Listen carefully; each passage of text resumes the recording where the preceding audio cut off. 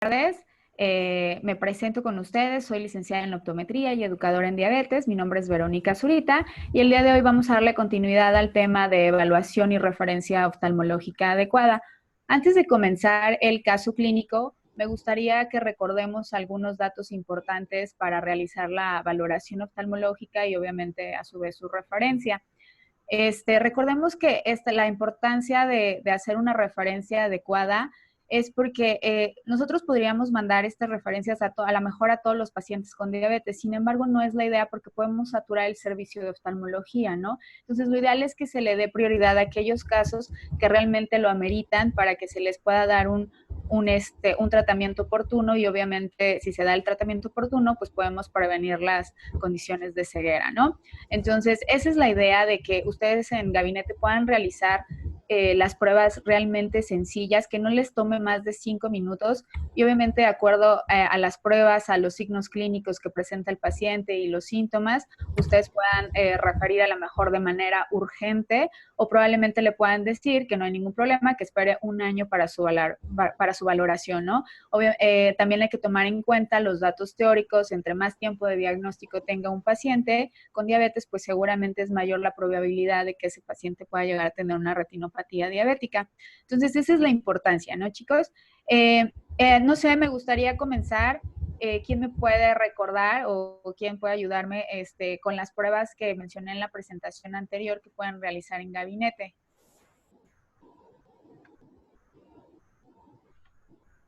No sé si hay alguien por ahí o que lo quiera escribir en el chat o mencionar rápidamente por el micrófono.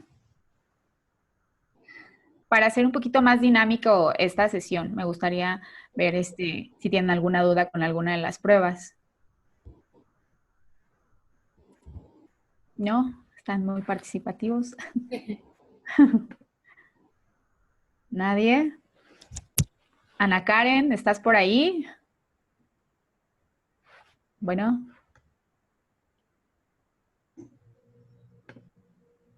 ¿Sí me escuchan? No sé si se perdió mi audio.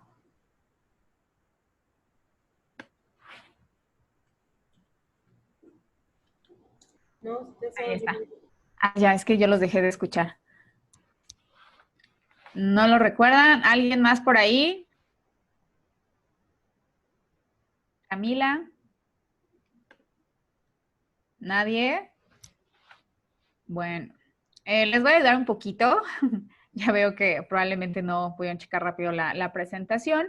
Sin embargo, son dos pruebas muy sencillas. Recuerden que una de ellas es la agudeza visual, que es una prueba que no nos toma más de 1 minuto poderla realizar. Y esa prueba nos puede decir demasiadas cosas porque finalmente evalúa la zona de mayor visión, la zona más fina. Entonces, con esa prueba podemos también decidir si es un paciente para referencia o no.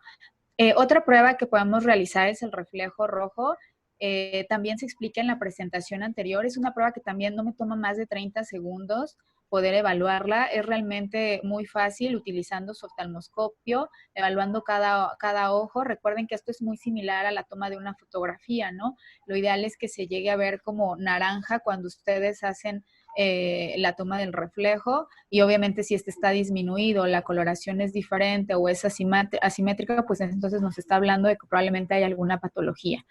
Y por último, es la oftalmoscopía directa, que esa realmente no es tan necesaria realizarla porque tiene un poquito de desventajas, ¿no? Entre que si la pupila es muy pequeña, si es un paciente adulto donde tienen mayor donde la pupila es todavía mayor, bueno, perdón, es menor, o sea que es muy difícil que logremos una midriasis incluso en condiciones donde no hay luz, entonces puede ser difícil realizarla, ¿no? O si tiene un paciente ojo seco, pues entonces realizarlo todo el tiempo está parpadeando y entonces es aún más difícil. Entonces, las pruebas que son indispensables para que ustedes puedan hacer la valoración va a ser la toma de agudeza visual, junto con el reflejo rojo y obviamente la parte teórica de tiempo de evolución de ese paciente con diabetes. Y ya si le sumamos algún tipo de síntoma que el paciente esté dando, como baja de visión abrupta, que esté viendo algunas mosquitas volantes o que mencione que ha disminuido su visión lenta pero progresivamente. Entonces ya son datos que nos generan cierto tipo de alarmas, de alertas, perdón, para poder hacer la referencia, ¿no? Puede ser una referencia urgente, como lo había mencionado, puede ser una referencia que probablemente amerite en un año. Entonces, dado que ya recordamos estas pruebas, ahora alguien me puede ayudar con las principales complicaciones a nivel oftalmológico por diabetes. ¿Cuál es la principal causa de ceguera no reversible en un paciente con diabetes? ¿Alguien por ahí lo recuerda? Jocelyn Blando. ¿Nadie por ahí? ¿Puede ser retinopatía diabética?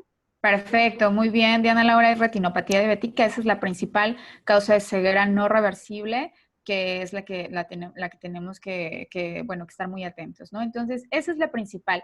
Retinopatía diabética nos puede desencadenar otras dos patologías, que es edema macular y una hemorragia vítrea, que esa hemorragia vítrea pues puede detonar un desprendimiento de retina, ¿no? Y cuando ya llega hasta esas etapas, pues finalmente el paciente puede llegar a quedar ciego, ¿no? Entonces, esto es importante recordarlo, ¿no? Para hacer la valoración. Otras dos complicaciones asociadas a diabetes es la catarata y el glaucoma, que recuerden, hay diferentes tipos de catarata. Hay unas que no son asociadas a diabetes. En este caso también hay que tenerla en cuenta porque si hay una, la catarata posterior, esa sí es específicamente asociada a diabetes, y el glaucoma neovascular. Ojo con el glaucoma porque también hay diferentes tipos de glaucoma. El glaucoma neovascular es la principal, bueno, no es la principal complicación por diabetes, ya sabemos que es retinopatía, sin embargo, es una complicación secundaria a retinopatía diabética. Una vez que el paciente ya está tan complicado que probablemente tenga una retinopatía proliferativa, me puede detonar un glaucoma neovascular. También, por ejemplo, en consulta, a veces comentamos que el glaucoma, que no es neovascular, se puede presentar en pacientes con diabetes. Sí es un factor de riesgo, sin embargo, ese tipo de glaucoma no va a estar asociado directamente con la diabetes. El glaucoma neovascular, ese sí, recuerdan, ese sí va a estar asociado con diabetes, ¿ok?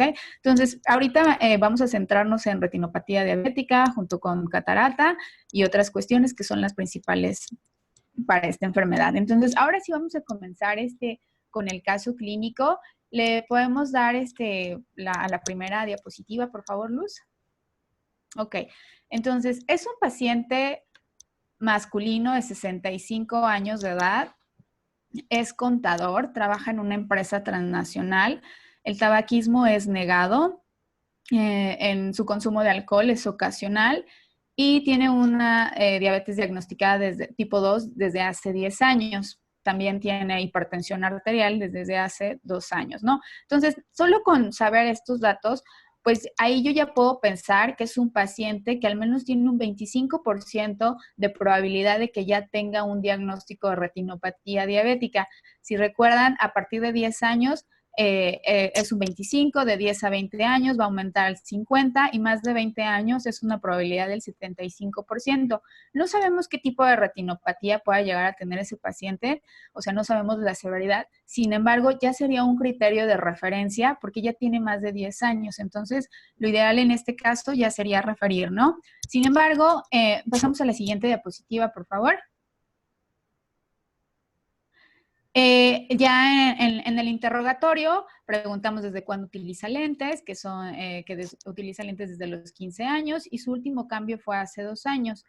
Preguntamos por su fondo de ojo y él refiere que fue hace 7 años y le diagnosticaron retinopatía moderada en ambos ojos.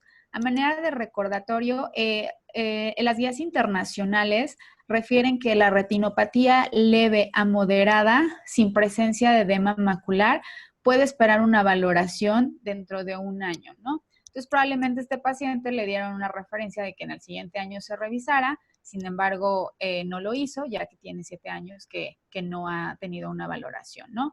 En antecedentes oftalmológicos, presenta catarata por parte de su mamá.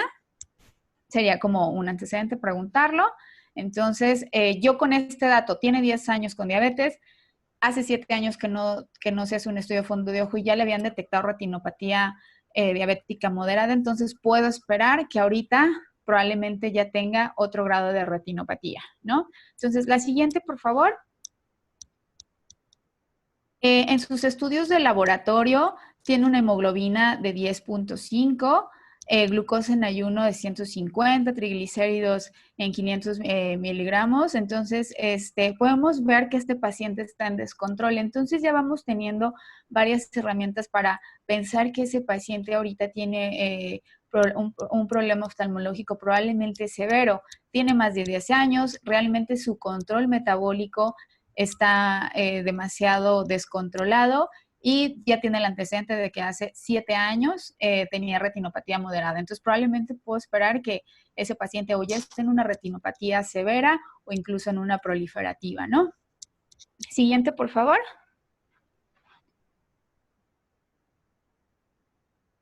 La siguiente. Muy bien. Ay, déjenme quitar esto de aquí. Él refiere que tiene una visión brusca una baja de visión brusca en el ojo izquierdo desde hace una semana. Aquí quiero hacer énfasis porque esto es bien importante. Cuando un paciente refiere baja de visión aguda de una semana, de 2 días, yo puedo pensar que ya es una complicación más severa. Probablemente ese paciente ya tenga una hemorragia vítrea y si ya tiene una hemorragia vítrea, seguramente ya se desencadenó de una retinopatía diabética proliferativa. Para que se genere una hemorragia vítrea, tiene que haber un antecedente de retinopatía proliferativa. Y si es realmente, si ya tiene mucho tiempo que dice que ya no percibe luz de ese ojo, pues también podemos llegar a pensar que puede ser un desprendimiento de retina, que a veces en el desprendimiento de retina los pacientes refieren ver como si vieran un telón que está obstruyendo cierta parte de la visión. Esa es una. Y hay que pensar que cuando un paciente tiene la baja de visión que les comenta, ha ido disminuyendo mi visión lenta pero progresivamente, entonces yo puedo pensar que es un paciente que va a tener un edema macular, que recuerden que el edema macular también es secundario a la retinopatía diabética, ¿no? Entonces, esa es una manera de diferenciar, a lo mejor probablemente que puede llegar a tener, ¿no? O ya tiene una hemorragia vítrea si es brusca la baja de visión, o si es lenta pero progresivamente puede ser más asociado a un edema macular. Sin embargo, los dos son datos clínicos que se tienen que referir de manera urgente. ¿Hasta ahí tienen alguna duda? De todas maneras, si no, continuamos y hasta el final me hacen todas las dudas que tengan. Ok, entonces hacemos la exploración de la agudeza visual y en ojo derecho, permítanme, tiene una agudeza visual es que quiero quitar esto de aquí.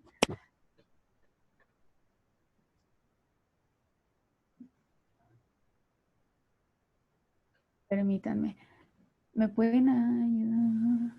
Ok, tiene una agudeza visual de 20-50, 20-60 y mejora a 20-40. Recordemos que un paciente que ya presenta una baja visual, según las guías internacionales, para que un paciente se califique como que tiene una discapacidad visual, tiene que ser por debajo del 20-40. ¿Ok? 20-40, 20-30. Entonces, incluso aunque un paciente no tuviera diabetes, si ustedes en su consulta cotidiana hacen la toma de agudeza visual y es un paciente que no mejora aún con estenopeico por debajo del 20-40, entonces ya es un paciente de referencia, porque finalmente no está llegando al 100% de su visión. Entonces, ese paciente tiene que ser rehabilitado. Probablemente necesite anteojos, probablemente sí tenga alguna alteración en retina, no lo sabemos, pero ya sería una indicación de referencia para una valoración oftalmológica, ¿ok? Ahora, en el caso del ojo izquierdo que solo percibe luz, pues todavía es un poquito más alarmante, ¿no? Y ya lo había dicho el paciente que tuvo una baja de visión aguda desde hace una semana. Entonces, tiene percepción de luz y le coloco el estenopeico y obviamente seguramente va a continuar con percepción de luz como aquí, ¿no? Otro dato importante que les quiero comentar es que cuando realicen la agudeza visual, Si el paciente es usuario de anteojos, realicen la prueba de estenopeico aún con anteojos, porque no sabemos si están mal graduados. Entonces, aún con anteojos, ese paciente puede llegar a mejorar más. Entonces, ya nos da otro parámetro. Ese sería como un pequeño tip que les puedo dar. Ya si no traen anteojos, pues bueno, no nada más se realiza la toma de agudeza visual normal con estenopeico y sin estenopeico, ¿ok? Le damos a la siguiente, por favor. Realizamos la prueba de reflejo rojo. Como les digo, es bastante sencilla y no nos quita más de 30 segunditos. Sacan el oftalmo, una distancia más o menos de 30 centímetros y iluminamos primero el ojo derecho, después el ojo izquierdo, después nos alejamos otro poquito más y comparamos los dos reflejos, ¿no? Si se fijan aquí, ¿alguien me puede decir cuál es el ojo que está alterado o lo ven normal ese reflejo?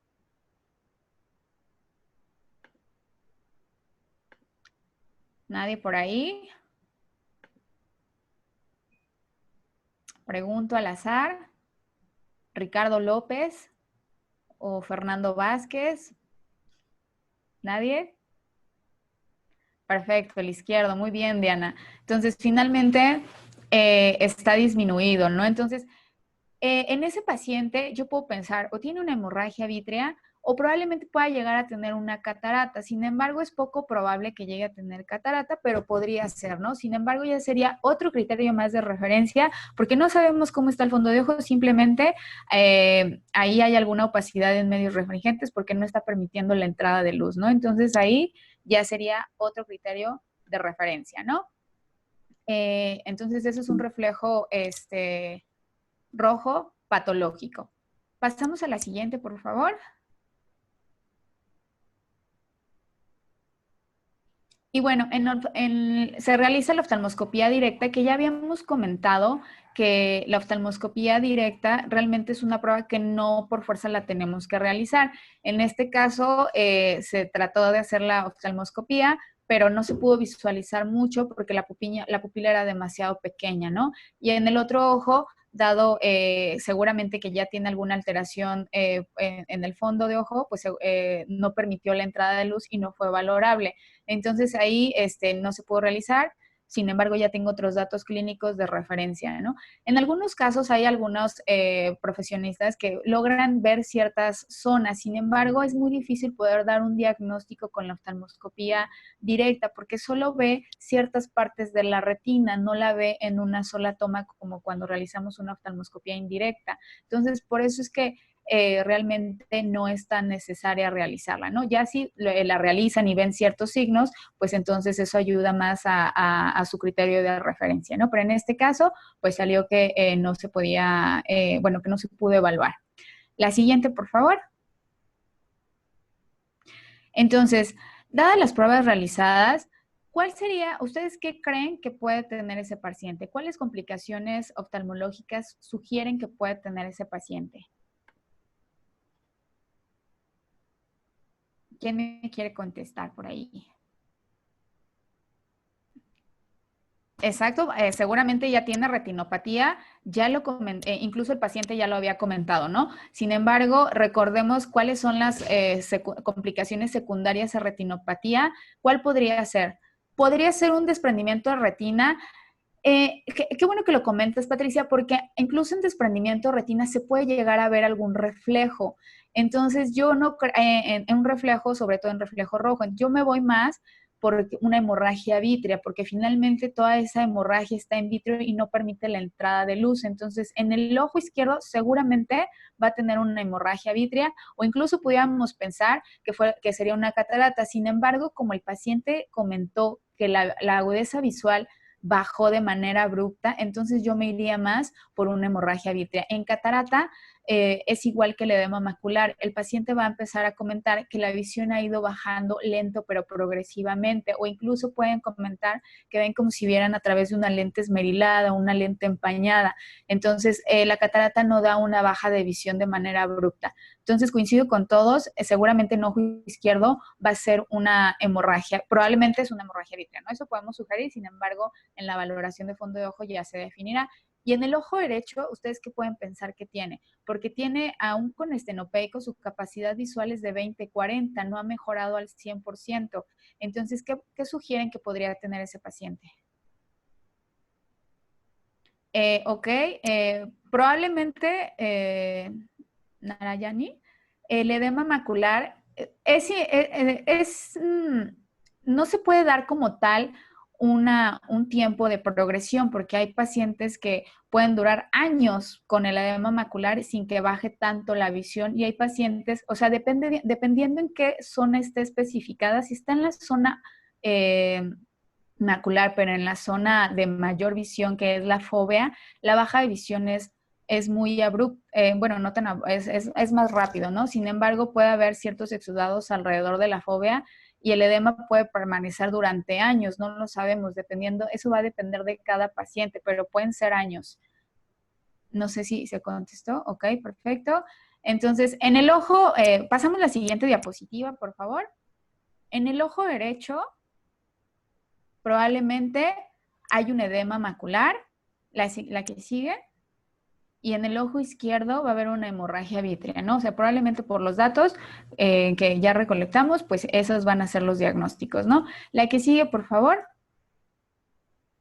¿Qué indicaciones le daríamos al paciente? Bueno, ya ahí se muestran las respuestas, pero recuerden que ante una hemorragia vítrea o posiblemente un edema, o sea, que pudiéramos pensar, la valoración es urgente, ¿no? Y obviamente hay que comentarle al paciente que el control metabólico es indispensable, incluso para realizar la cirugía, si ya estuviera muy complicado y que ameritara un tipo de cirugía quirúrgica, sería importante mantener un control metabólico, ¿no? La que sigue, por favor. Y bueno, también sería importante comentarle al paciente que ya que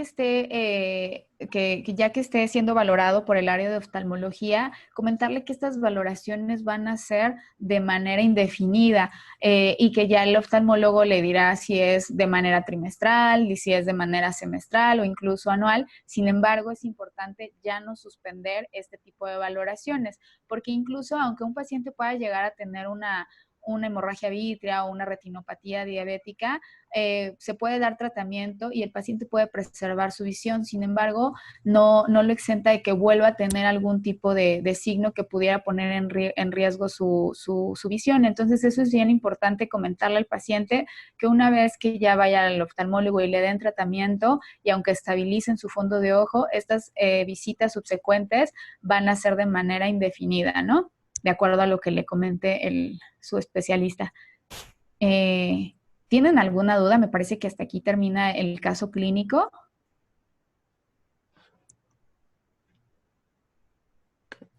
Ahora sí, si tienen alguna duda, la podemos comentar.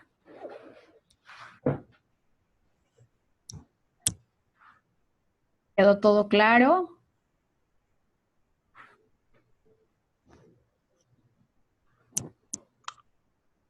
¿Ninguna pregunta?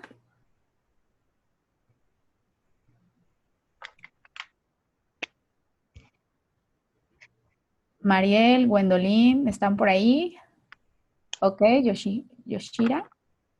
A ver, díganmela. ¿Las leo o con el micrófono, como ustedes quieran? Disculpe, no me quedó, Claro. no entendí cuál es la diferencia en oftalmoscopía directa e indirecta. No me quedó bien claro. Lo que pasa es que la oftalmoscopía directa, esa la realizan con el oftalmoscopio.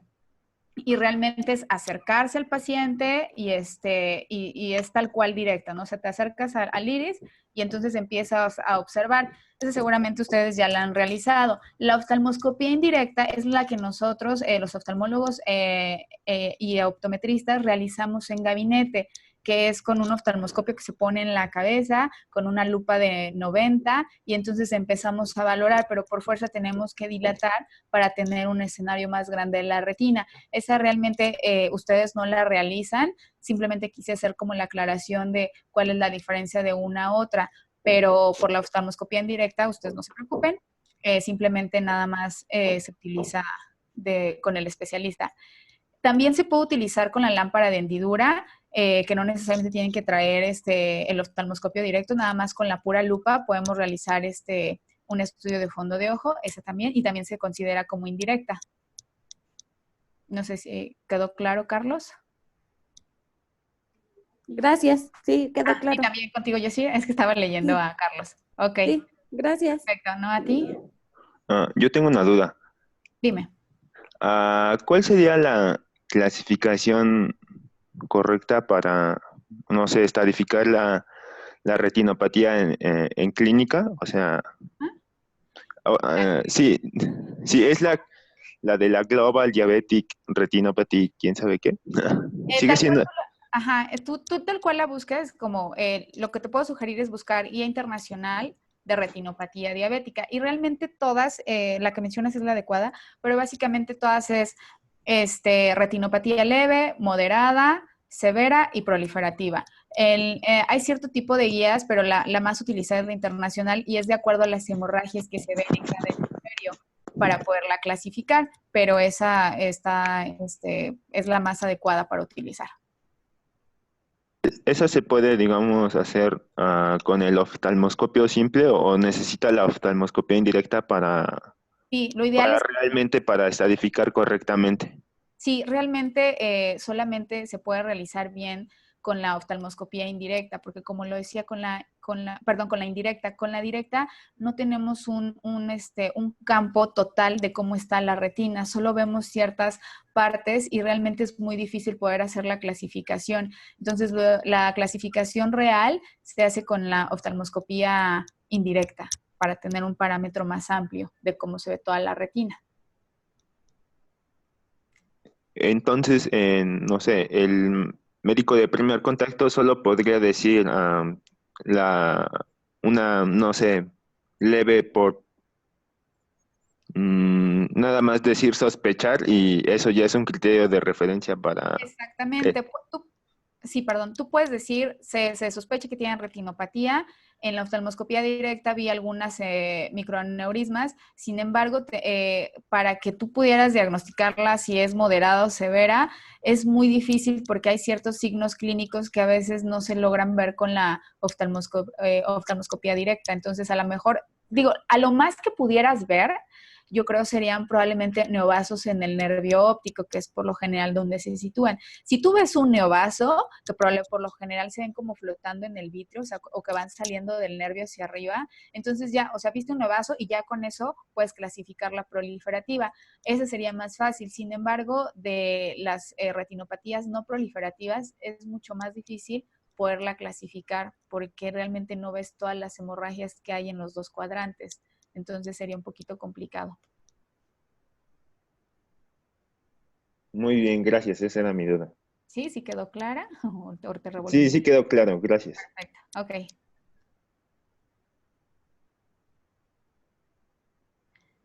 En el caso de la hemorragia vítrea, lo ideal es que hay que esperar a que se reabsorba la hemorragia. Si se reabsorbe por sí, pues entonces ya nada más habría que dar otro tipo de indicaciones.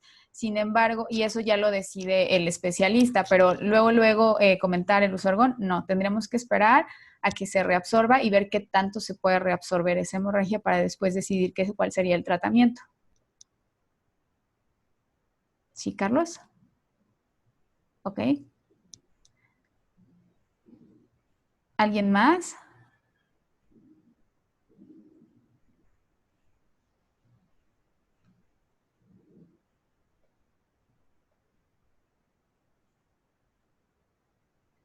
Viviana. Ok, buenas tardes. Usted menciona que tiene que ser urgente el envío a oftalmología, pero en caso de ser muy lejana su cita, nosotros pudiéramos intervenir de alguna manera independiente de ajuste para el control metabólico para evitar la progresión. Realmente, Viviana, ustedes en cualquier tipo de referencia simplemente tienen que, como lo tú dices, su intervención es mejorar el control metabólico, ¿no? Probablemente ese paciente en lo que llega a su valoración oftalmológica, pues mejorar el control es lo único que pueden hacer. Lo ideal sería enviarlo a urgencias, porque eso sí es una cuestión de urgencia, porque el paciente puede llegar a perder la visión. Entonces, supongo que lo comentas por el tipo, si es un paciente que a lo mejor tiene cita en el seguro y que puede tardar muchísimo, a lo mejor hacerle también la sugerencia de que lo pueda hacer de manera privada o enviarlo a alguno de estos institutos de oftalmología donde es mucho más barata la consulta, pero que pueden atender al paciente, y ustedes obviamente hacer hincapié en el control metabólico y mejorarlo, porque si en caso de que el oftalmólogo sugiera que probablemente ya es algún tipo de tratamiento quirúrgico, pues lo ideal es que ya el paciente vaya en un control metabólico y sea más rápida la programación de la cirugía. Ok, muy bien. ¿Alguna otra indicación? Perdón, ¿alguna otra duda, comentario?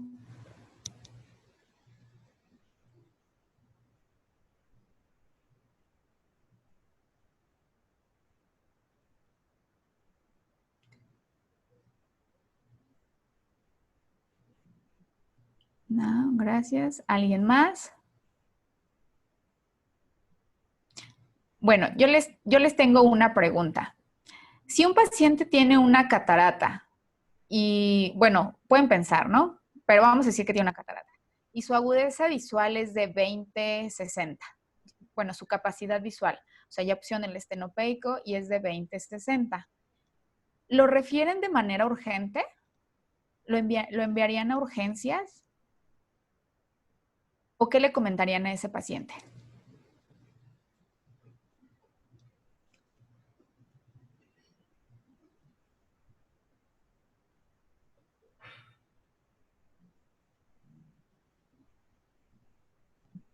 Bueno, tendremos que preguntar el tiempo de evolución de del padecimiento, no entiendo bien en qué está caminando su pregunta, solo en el comentario que le haríamos o si lo referiríamos en ese mismo momento a urgencias. Exactamente. En ese mismo momento es algo urgente que se tiene que atender, o probablemente podemos decir, es de referencia, como dice Narayani, exactamente la referencia es de 20/40, pero ustedes dirían, ¿tiene que ir a urgencias ya? O simplemente vaya agendando su cita para que a lo mejor en 3 meses, en 6 meses, la valoren y entonces puedan, pueden, perdón, estoy leyendo, puede esperar el año. ¿No? Que agende su cita, se podría agendar su cita, agendar cita. Exacto. Realmente la catarata no es una complicación oftalmológica urgente.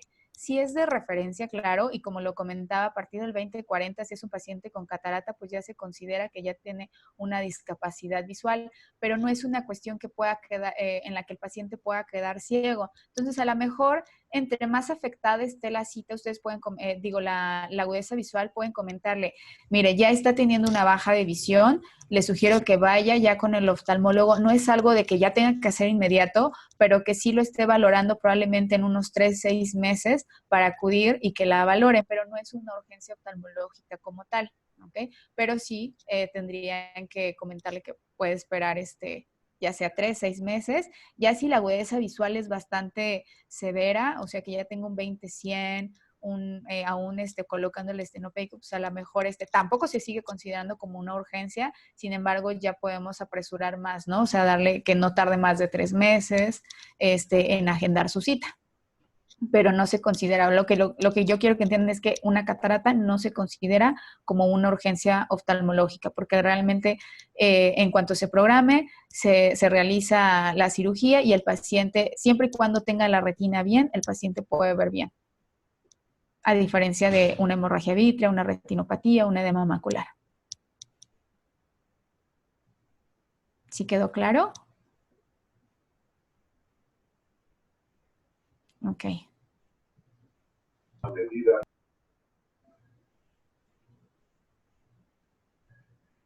Perfecto. ¿Alguna otra pregunta? En el pterigion realmente no es una complicación por diabetes. Es recomendable la cirugía siempre y cuando el terigio ya está invadiendo la zona de visión. Cuando ya el paciente no está, bueno, ya le está obstruyendo la visión, entonces ya es recomendable sugerir la cirugía, pero esto no es complicación por diabetes y realmente es una cirugía súper sencilla. La indicación para operar una hemorragia vitreosa es cuando no se reabsorbió, finalmente puede llegar a estar haciendo algún tipo de fibrosis y que pudiera traccionar la retina.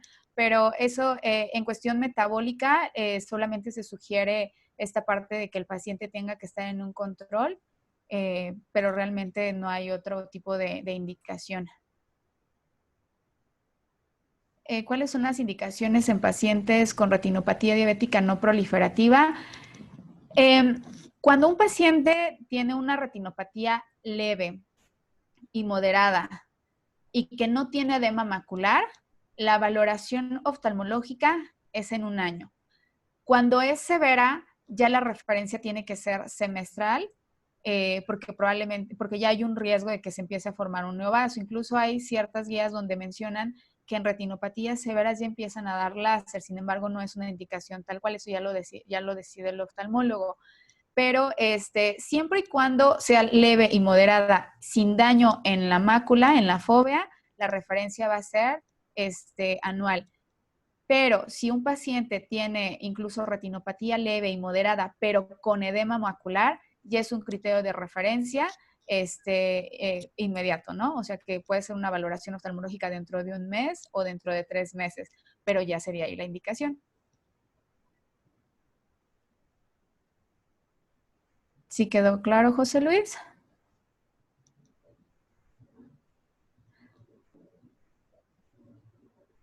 Ok.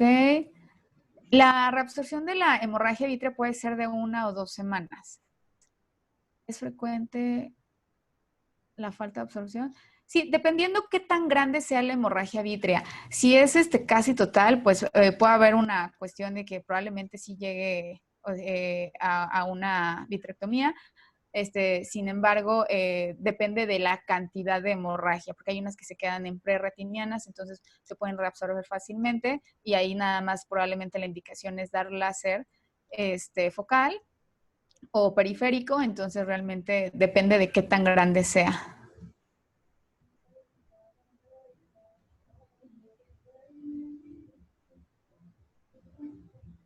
Ok. ¿Alguna otra duda, chicos?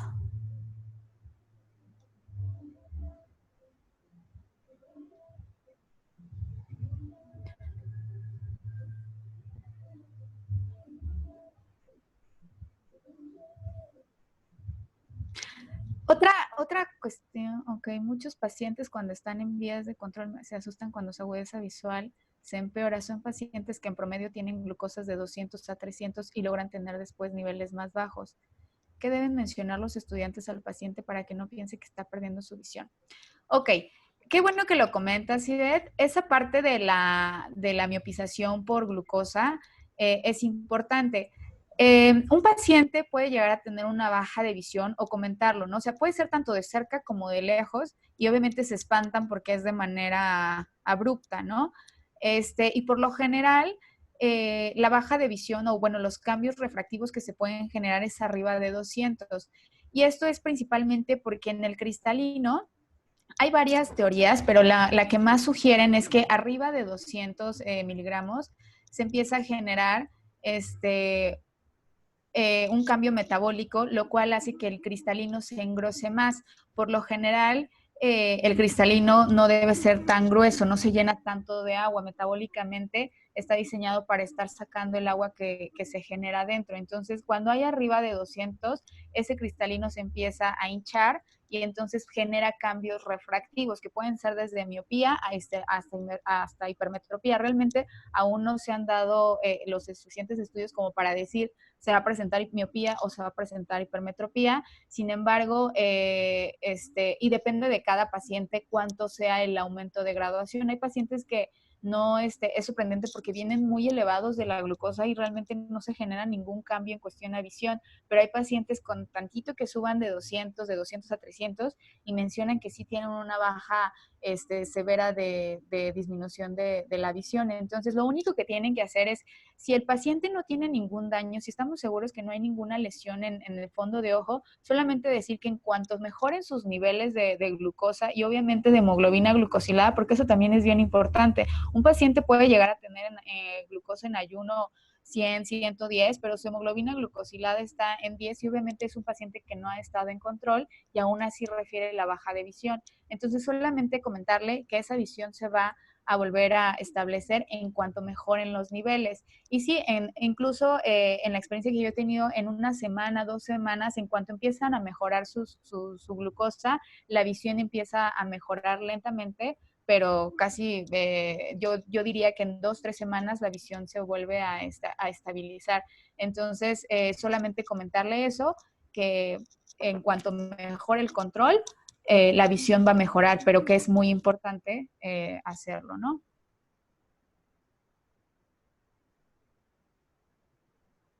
No hay una edad como tal en la intervención de la catarata. Realmente, bueno, tendríamos que ver cómo está sistémicamente ese paciente. Sin embargo, realmente aquí tiene que ver más de qué tan avanzada esté la catarata. O sea, puede haber pacientes con diabetes tipo 1, que ahí es donde probablemente puedan llegar a tener una catarata prematuramente. O sea, he tenido pacientes que a los 35 años ya tienen catarata por diabetes, ¿no? Y no es, y se tiene que operar porque finalmente ya está causando una baja de visión, ya está tan avanzada que ya es, que ya la intervención quirúrgica es recomendable. Y hay pacientes con diabetes tipo 2 que la cirugía probablemente es hasta los 70 años y no pasa absolutamente nada. Entonces, más que nada depende de la severidad de la catarata, de qué tan madura esté.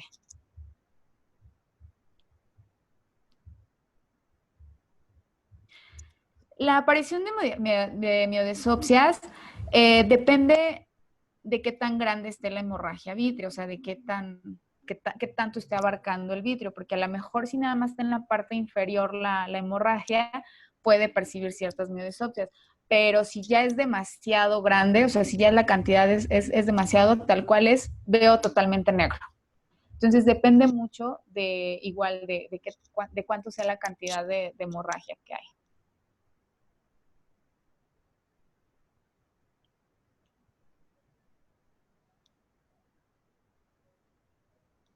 Ok.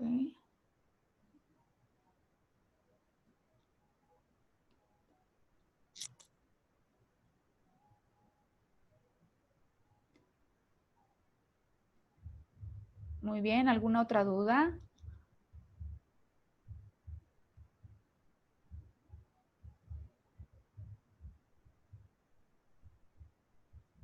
¿Ninguna? ¿Todo bien?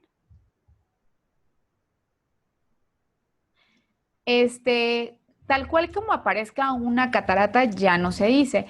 Se empieza a opacar la cápsula anterior del lente que se colocó y lo que se hace es aplicar Jack Laser, que limpian todo ese lente y una vez que ya se realiza ese segundo procedimiento, ya es muy difícil que vuelva a aparecer. Pero sí se puede opacar el lente intraocular después de la cirugía. Y obviamente esto depende de muchos factores, inflamatorios o también del control, entonces puede volver a aparecer. Esto puede volver a aparecer dependiendo también del tipo de lente, del control, puede aparecer en 2 años, 3 años, incluso hasta 5 o 6 años, ¿no? O hay pacientes que nunca refieren esa opacidad, pero sí puede volver a aparecer en el lente intraocular.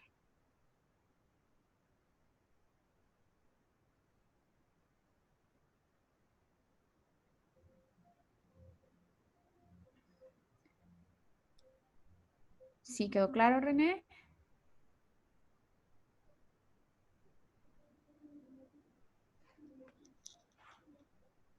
¿Ok? ¿Alguien más?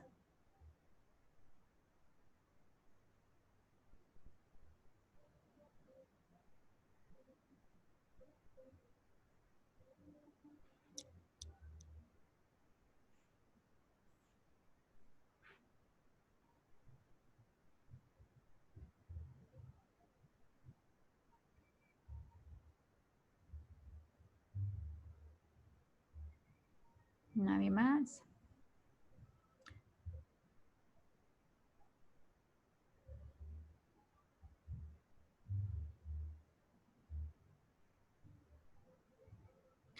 Y bueno, ya por último me gustaría hacer un énfasis en esta parte de la retinopatía proliferativa, que el ver bien no garantiza que un paciente no tenga ninguna lesión en fondo de ojo. Eso es realmente importante porque incluso los pacientes se confían, tienen mucho mito de si veo bien es que mi ojo está sano, ¿no? Pero hemos tenido incluso pacientes que tienen retinopatía proliferativa, pero como la zona foveal se mantiene intacta, o sea que no hay edema macular, ese paciente puede llegar a tener un 20-20. Sin embargo, tiene un gran riesgo porque ya tiene retinopatía proliferativa, que como lo hemos comentado en toda la sesión, puede desencadenar una hemorragia vítrea y como consecuencia un desprendimiento de retina. Entonces, eso es muy importante. Realmente, incluso el reflejo rojo puede llegar a estar bastante bien, porque finalmente ningún medio refractivo está opaco. Y entonces puede estar la agudeza bien, el reflejo rojo puede también estar bien. Sin embargo, ahí lo que podríamos hacer es preguntar, ¿cuánto tiempo de diagnóstico con diabetes tiene? No, pues si tengo más de 20 años, pues entonces ya es un indicativo de que probablemente ese paciente pueda llegar a tener una retinopatía proliferativa, ¿no? No es regla, pero pudiéramos pensar que ya seguramente está en una etapa avanzada, ¿no? Y la otra es, si ese paciente es de recién diagnóstico y nunca se ha revisado su fondo de ojo, pues lo ideal sería mandarlo inmediatamente a una valoración, ¿no?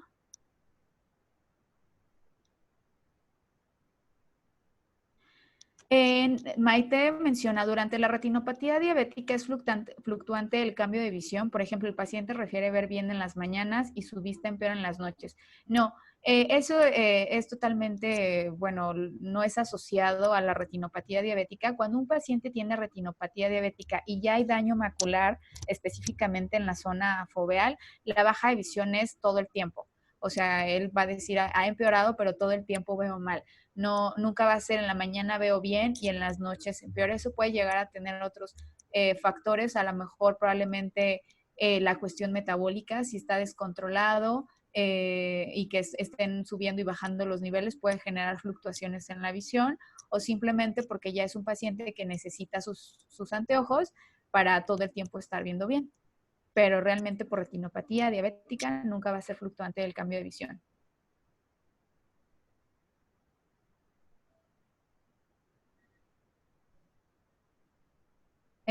Ibe dice, tenía problemas con internet y me conecté tarde, por lo que no sé si mencionó cuándo y cada cuánto tiempo debe ser evaluado un oftalmólogo. Ok, eso gracias, Ivette, igual lo mencionó en la presentación anterior. Para un paciente con diabetes tipo 1 de recién diagnóstico, la valoración oftalmológica es 5 años posteriores a su diagnóstico, ¿ok? Y una vez que se realice al quinto año su valoración oftalmológica, lo debe de hacer de manera anual.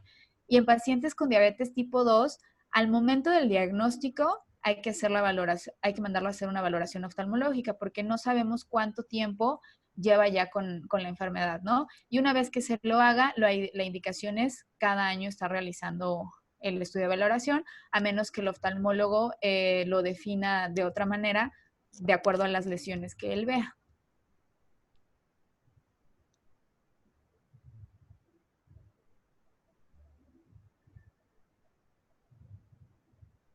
¿Alguna otra pregunta?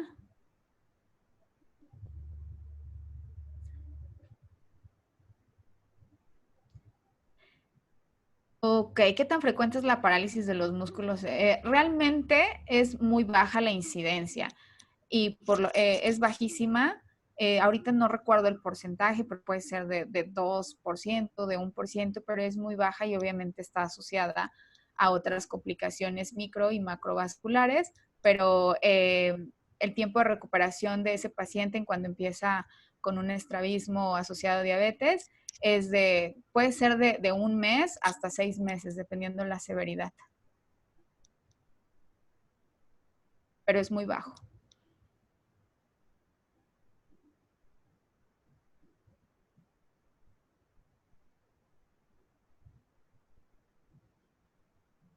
Ok, gracias, Simón. ¿Alguien más?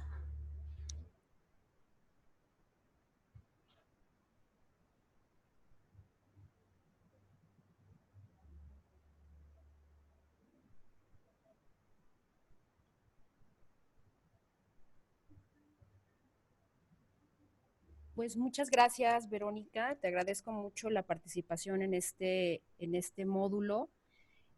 Agradezco a todos haberse conectados. Doy la bienvenida a los alumnos de Pemex, de la UNAM, por haberse conectado a estas sesiones que van a estar acompañándonos cada viernes.